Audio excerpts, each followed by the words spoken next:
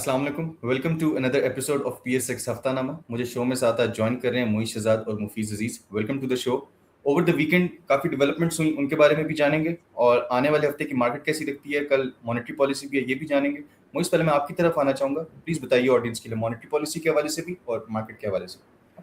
जो monetary policies के अंदर चीजें डिस्कस होती हैं वो होता है इंटरेस्ट रेट, और इंटरेस्ट रेट डायरेक्टली लिंक्ड होता है इन्फ्लेशन से। तो इन्फ्लेशन तो पाकिस्तान का बढ़ चुका है क्योंकि ऑयल प्राइसेस आपको पता है जंग की वजह से इंक्रीज हो गई है पाकिस्तान के अंदर। और कल भी जुम्मे वाले दिन भी 25 या 26 रुपए के करीब पेट्रोल प्राइस इंक्रीज हुई और 400 रुपए के करीब जा चुकी है, जिससे इन्फ्लेशन पर ऑब्वियसली इम्पैक्ट पड़ना है। आने वाले हफ्ते के जो CPI नंबर्स हैं वो भी थोड़े बढ़ के आएंगे, लेकिन स्टिल इन्फ्लेशन और इंटरेस्ट रेट के अंदर डिफरेंस है। इन्फ्लेशन नीचे है, इंटरेस्ट रेट ज्यादा ऊपर है। लेकिन मुझे लगता है कि 50 बेसिस पॉइंट्स बढ़ सकते हैं, चांसेस हैं। लेकिन अगर 50 बेसिस पॉइंट से ज़्यादा बढ़ते हैं तो फिर मार्केट ट्यूसडे वाले दिन नेगेटिव इम्पैक्ट ले सकती है। अगर 50 बढ़ते हैं तो इतना कोई खास नेगेटिव इम्पैक्ट मुझे नहीं लगता कि आए, और अगर अनचेंज रहता है तो फिर बेहतरीन बात हो जाएगी। लेकिन इकोनॉमी के लिए, और अगर ऑयल सेटल ही रहता है, ऊपर ही रहता है, तो इकोनॉमी के लिए थोड़ा सा नेगेटिव हो सकता है। इसलिए जो स्मार्ट मूव होगा वो यही होगा कि 50 बेसिस पॉइंट इंटरेस्ट रेट बढ़ जाए। इसके बाद हम मार्केट की तरफ चलते हैं। तो जो मार्केट की क्लोजिंग आई थी जुम्मे वाले दिन, वो बहुत ही एंड टाइम बाइंग आई थी, क्योंकि ईरान वाले जो है पाकिस्तान आ चुके थे फॉर द पीस टॉक्स, और उसके बाद पीस टॉक्स अब तक कुछ हुई नहीं है। तो ये हो सकता है इसको मार्केट थोड़ा सा नेगेटिव इम्पैक्ट ले। लेकिन ऐसे कोई नेगेटिव डेवलपमेंट हमने वीकेंड के अंदर नहीं देखी है। अगर हम क्रिप्टो की प्राइस देखते हैं तो वो भी इतनी कोई खास नीचे नहीं गई है, ऊपर ही 78,000 के पास BTC ट्रेड कर रहा है। और जो मेन हमें मार्केट का कल का बताएगा वो होगा ऑयल प्राइस, जो रात की 3 बजे ओपनिंग होगी। अगर वो गैप अप ओपनिंग होती है तो मार्केट हो सकता है थोड़ा प्रेशर ले। लेकिन स्टिल हम देख रहे हैं कि इतने दिनों से ऑयल बढ़ रहा था तो उसका भी मार्केट ने इतना ज्यादा इम्पैक्ट नहीं लिया, क्योंकि मार्केट 17 पॉइंट माइनस खुलती थी, 200 पॉइंट प्लस खुलती थी। इतनी कोई ज्यादा गैप अप या गैप डाउन ओपनिंग के साथ मार्केट ने इम्पैक्ट नहीं लिया। तो मुझे लगता है कि खास माइनस की साइड पर हम मार्केट को नहीं देख रहे, और ना ही खास पॉजिटिव गैप अप ओपन होते हुए देखते हैं मार्केट को। हो सकता है 200-300 पॉइंट आसपास प्लस माइनस खुले, और उसके बाद फिर हम ऊपर जाता हुआ देखें मार्केट को। मुझे कुछ ज्यादा नेगेटिविटी मार्केट के अंदर नहीं लग रही। और जो सेक्टर्स होंगे या फिर जो स्क्रिप्ट होंगे जो मार्केट को ऊपर लेके जाएंगे, उनके अंदर मेनली बैंकिंग सेक्टर होगा, जिसके अंदर मीजान बैंक, UBL ऑन टॉप, वो ज्यादा अच्छा परफॉर्म करते हैं। इसके बाद हप्को का रिजल्ट अच्छा आया था, हप्को होगा। FCPL इतने खास पॉइंट ऐड नहीं होते, लेकिन FCPL क्योंकि रिजल्ट अच्छा आया था तो वो होगा। तो इस तरह के कुछ स्क्रिप्ट हमें लगने हैं। ऑयल एंड गैस सेक्टर होगा, सीमेंट सेक्टर में लकी सीमेंट होगा। तो ये कुछ आइटम होंगे जो कि अच्छा परफॉर्म कर सकते हैं मंडे वाले दिन। बिल्कुल ठीक है। मुफीज, मैं आपकी तरफ आना चाहूँगा। ओवर द वीकेंड हमने हमेशा देखा डेवलपमेंट्स होती हैं, ईरानी फॉरेन मिनिस्टर भी पाकिस्तान आए, उस हवाले से भी थोड़ा सा बताइएगा कि कोई डेवलपमेंट्स हुई। और व्हाइट हाउस पे भी हमें रिसेंटली जो खबर आई है कि अटैक जो हुआ है ट्रंप की तरफ, उसका कोई इम्पैक्ट आ सकता है इस सीज़फायर के डिले होने में या किसी प्रोग्रेस के अंदर। टोटली बताइएगा जरा ऑडियंस को। बिल्कुल ठीक है। ऐसे जो ईरान की डेलीगेशन का विजिट था, उन्होंने अपना जो एजेंडा है वो प्रेजेंट कर दिया, जिस तरह वो समझते हैं पीस फ्रेमवर्क उन्होंने शेयर कर दिया।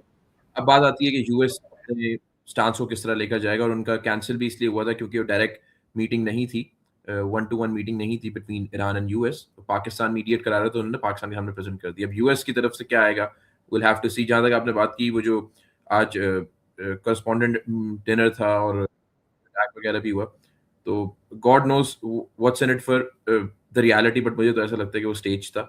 बाकी अल्लाह बेहतर जानता है, क्योंकि अगर आप पॉलिटिक्स को देखते हैं तो वो फिर एक mid term elections and then एक जो आपका जो स्टांस है यूएस में भी इस वॉर को लेके, वो भी वीक हो रहा है। तो उस हिसाब से हमने पहले भी देखा था, ट्रम्प साहब पे हुआ था बिफोर इलेक्शंस, और अब इलेक्शन जब मिड टर्म की बात आई तो फिर एक अटैक हुआ। और जिस तरह उसको कैरी किया गया, तो वो लगता नहीं है, वैसे लगता है कि एक एक बस एक और उस सिग्नेचर को शायद डोनाल्ड ट्रंप रियलाइज करें। शायद वो ये बताएं कि ये अटैक मुझ पर हो रहे हैं, and whatever the reason might be, I am not gonna go into the politics of it. But अब हमने तो ये सिर्फ ये देखना है कि इस पे रिएक्शन क्या आएगा। यानी इसका एसएच कोई डायरेक्ट लेना देना नहीं है अंटिल के ट्रम्प साहब ब्लेम कर दें कि ये एक दूसरी पार्टी की तरफ से हुआ है, दूसरे मुल्क की तरफ से हुआ है, जो कि ऐसा है नहीं। अगेन ये डिपेंड करता है कि वो अपना पीस टॉक के ऊपर एजेंडा फ्रेमवर्क किस तरह लेकर आते हैं, उनके फ्रेमवर्क में क्या क्या चीजें हैं जिसपे ईरान रेडी होगा। जहां तक मार्केट से अगर आप इस बात को कनेक्ट करते हैं, तो उसमें सबसे इंपॉर्टेंट चीज ये है कि अब मॉनेटरी पॉलिसी भी है कल, और आपकी पी स्टॉक्स कंक्लूड नहीं हुई, और ये अब लिंगर ऑन हो रही हैं। और क्योंकि आपका ऑयल अभी भी ऊपर ट्रेड कर रहा है, तो ये आपके जो इन्फ्लेशन के नंबर्स हैं, जो मुझे ने बताया, ये आपका इफेक्ट करेंगे, और ये कैरी करेंगे फॉर क्वार्टर और सो। ये आपके चलेंगे नंबर्स, क्योंकि ऑयल आपका नीचे नहीं आ रहा और पी स्टॉक्स कहीं कंक्लूड नहीं हो रही, ये ज्यादा बढ़ रही है जंग। सो विल हैव टू सी। मुझे ऐसा लगता है कि मार्केट जो है इस सब चीज़ों को लेकर हो सकता है कल थोड़ी सी मोहतात रहे, और लोग प्रॉफिट टेकिंग करके थोड़ा सा बाहर बैठ के देखेंगे मार्केट किससे रिएक्ट करेगी, क्योंकि दो चीज़ें जो इंपॉर्टेंट है, वन इज मॉनेटरी पॉलिसी, वो भी बातें आ रही कि बढ़ जाएगी 50 बेसिस पॉइंट से या लेट्स से 100 बेसिस पॉइंट से, एंड दूसरी चीज़ है जो पी स्टॉक्स थी वो भी कंक्लूड होते हुए नजर नहीं आ रही एज ऑफ टुडे।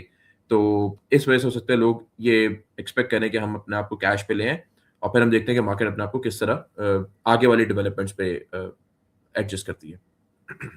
मैं एक छोटा सा सवाल इसके साथ कनेक्ट करूंगा।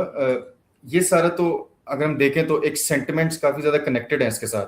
सीज फायर जब तक नहीं होता, पी स्टॉक्स कंक्लूड नहीं होती, तब तक मार्केट जो है वो एक मिक्स सेंटिमेंट मार्केट के अंदर चलता रहेगा। मैं जानना चाहूंगा कि नंबर्स के हवाले से हमारी इकोनॉमी इंटैक्ट है या कोई नंबर्स के हवाले से भी कुछ परेशानी की ऐसी बात है कि जो इस सीज फायर के बाद भी कुछ नंबर्स के हवाले से भी हैव टू वरी, या उस हवाले से हम इंटैक्ट है?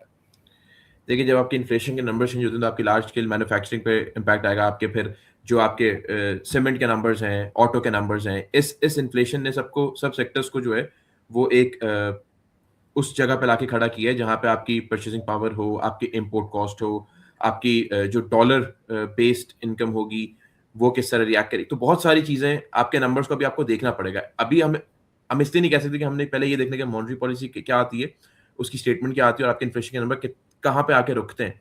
जहाँ पे आपके इन्फ्लेशन के नंबर आके रुकेंगे, जिस तरह मॉनेटरी पॉलिसी एडजस्ट होगी, उसके बाद आप देखते हैं कि आपकी लार्ज स्केल मैन्युफैक्चरिंग कहाँ पर है, आपके डॉलर रिजर्व्स कहाँ पर हैं, आपके सीमेंट के ऑटो के नंबर्स कहाँ पर हैं, एंड देन फिर आप देखते हैं कि कंपनीज में और सेक्टर्स में उस तरह लिक्विडिटी रहती है या नहीं रहती।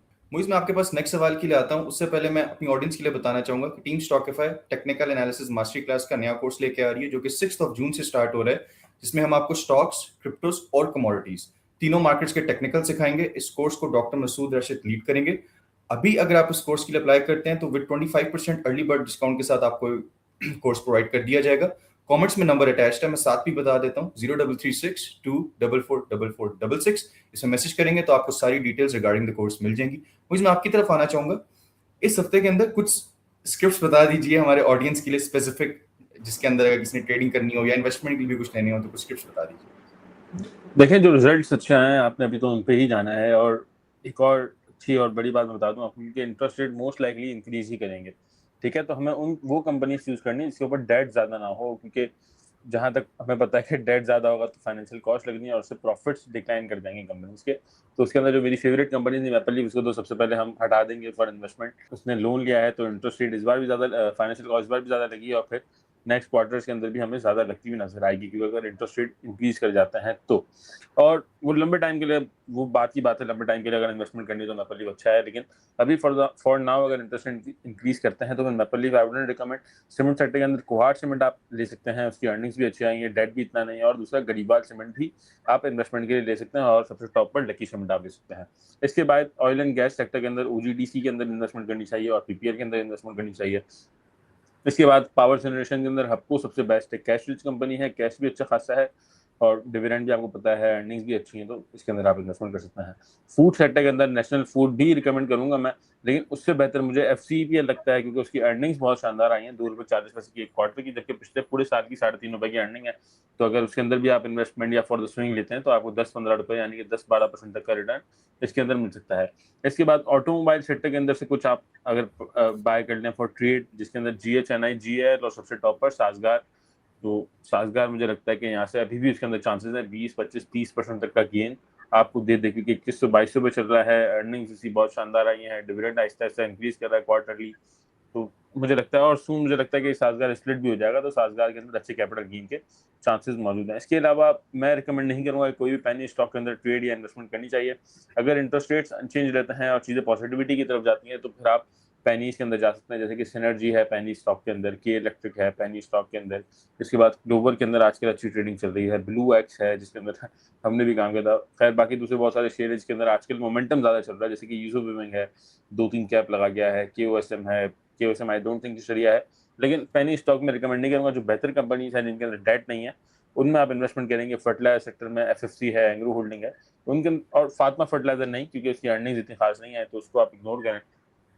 तो इन कंपनी के अंदर अगर आप इन्वेस्टमेंट या स्विंग के लिए लेंगे तो इनके अंदर आपको कैपिटल गेन अच्छा बच सकता है। बाकी जिनके अंदर डेट है, मेजरली सीमेंट सेक्टर या फिर इंजीनियरिंग सेक्टर, उनके अंदर इन्वेस्टमेंट या ट्रेड में रिकमेंड नहीं करता। फिर बस मुझे 2 स्टॉक्स और हैं ऑडियंस की तरफ से, वो भी मैंने कहा आपसे मैं पूछ लूं। एक सिमेट्री के बारे में बता दीजिए और एक ISL, ट्रेडिंग और इन्वेस्टमेंट दोनों के हवाले से।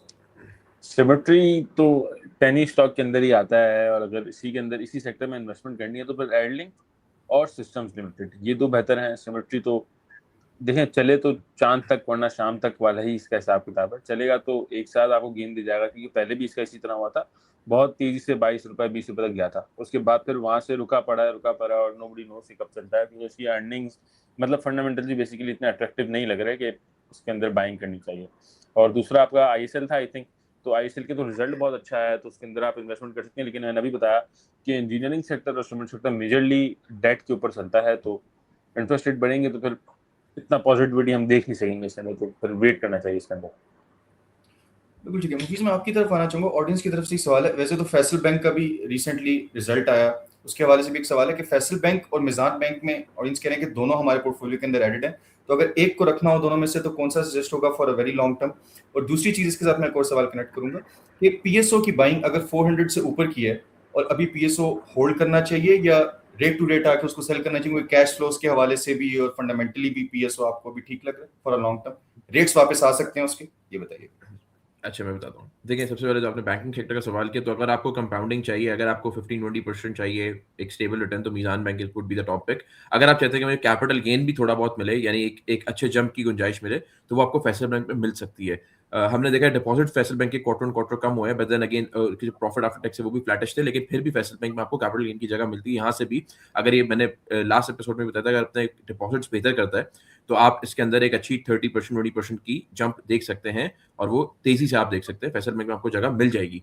अच्छा, दूसरी चीज़ ये है कि अगर फॉर एग्जाम्पल आपने पोर्टफोलियो को डिवाइड कर दिया, तो आप 70% मीज़ान बैंक और 30% फैसल बैंक, आप इस तरह भी कर सकते हैं। सेकंड, जब आपने पीएसओ की बात की, देखिए अगर इंटरेस्ट रेट बढ़ता है तो पीएसओ के लिए वो सही नहीं होगा। और जब हमने देखा था पीएसओ, जब इंटरेस्ट रेट नीचे हुए थे, तो पीएसओ बेनिफिशियरी था इंटरेस्ट रेट डिक्लाइन का। तो सिमिलरली अगर तो इंटरेस्ट रेट बढ़ेंगे तो वो फाइनेंशियल कॉस्ट और बाकी सिस्टम जो है वो पीएसओ के लिए इतना उसके हक में नहीं होगा। तो अगर तो आपको एग्जिट करने का मौका मिलेगा पीएसओ, तो आप एग्जिट कर लीजिएगा, क्योंकि फिर जैसे मुझे बताया कि जो लो डेट कंपनीज होंगी या जिन पे बिल्कुल डेट नहीं होगा, फिर आपको उन्हीं में जगह मिलेगी और उन्हीं के रिजल्ट्स को आपने देख के उसी में इन्वेस्टमेंट प्लान करनी होगी फिर। Thank you so much for joining the show. ये था आज का पीएसएक्स हफ्तानामा, उम्मीद है आपको पसंद आया होगा। आपसे मुलाकात होगी कल रोजनामा में। आज रात को ऑयल प्राइसेस के बाद पता चलेगा कि कल की मार्केट कैसी होगी, और कल की मॉनेटरी पॉलिसी के बाद पता चलेगा कि ट्यूसडे को मार्केट कैसे परफॉर्म करती है। इंशाल्लाह आपसे मुलाकात होगी कल के रोजनामा के अंदर। तब तक के लिए मुझे और मेरी टीम को इजाजत दीजिए। अल्लाह हाफिज।